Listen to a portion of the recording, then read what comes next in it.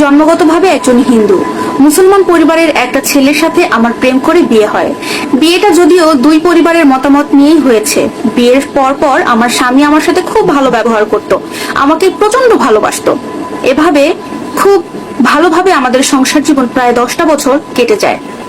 আমার পরিবারের মানুষজন আমি যাতে সুখে থাকি, আমি যেন ভালো থাকি, সেই দিক বিবেচনা করে ধর্মের দিকে না তাকিয়ে ওনারা হিন্দু ধর্ম হয়েও মুসলমান ধর্মের ছেলের সাথে আমার রিলেশন জানা সত্ত্বেও বিয়ে দিতে রাজি হয়েছিল, শুধুমাত্র আমি যেন সুখে থাকি।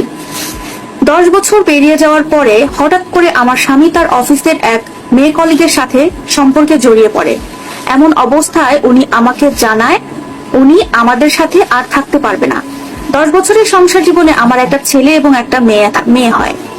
তখন আমি আমার স্বামীকে বুঝাই, তুমি এমনটা করো না, আমাদের একটা ছেলে একটা মেয়ে আছে, তুমি যদি আমাদের সাথে এমন করো আমরা এই মুহূর্তে কোথায় যাব, তুমি একবার চিন্তা করো আমাদের কথা। তখন সে আমাকে বলে কোনোভাবেই সে আমাদের সাথে থাকতে পারবে না, সে যার সাথে সম্পর্কে জড়িয়েছে সেই মেয়েকে বিয়ে করে তার সাথে সংসার করতে চায়। এমনকি সরাসরি আমাকে জানিয়ে দিল যে সে আমাদের কোনো দায় দায়িত্ব নিতে পারবেই না, কোনো খরচ সে দিতে পারবে না, এমনকি তার ছেলে মেয়ের দায়িত্বও সে আর নিতে চায় না। শুধুমাত্র ছেলে মেয়েদের সাথে দেখা করবে, বাট কোনো দায়িত্ব টাকা পয়সা দেওয়া কোনো কিছু তাদের সাথে করবে না। এই কথা শোনার পরে আমার মাথায় একদম আকাশ ভেঙে পড়ে। আমি আমার একটা ছেলে একটা মেয়েকে নিয়ে কোথায় যাব, কি করব, ওই মুহূর্তে আমার মাথায় কোনো কাজ করছিল না। আমার মেয়ে বড় আর ছেলেটা ছোট। মেয়েটা অনেক ভালো একটা স্কুলে পড়তো, কিন্তু আমি বাধ্য হই আমার মেয়েকে স্কুল থেকে ছাড়িয়ে নিতে, কারণ আমি সেখানকার ফিস দিতে পারছিলাম না। আমার ছেলে মেয়েকে নিয়ে আমি দিশেহারা হয়ে যাই, আমি কোথায় যাব কি করব কিছু বুঝতে পারছিলাম না। আজ আমার স্বামী 2টা বছর আমাদেরকে ছেড়ে অন্য একটা মেয়েকে নিয়ে সংসার করছে। এই 2টা বছরের মধ্যে বিশ্বাস করেন একটা বারের জন্য আমার সাথে যোগাযোগ করেনি, আমার কোনো খোঁজ খবর নেয়নি, আমার ছেলে মেয়েদেরও কোনো খোঁজ খবর নেয়নি।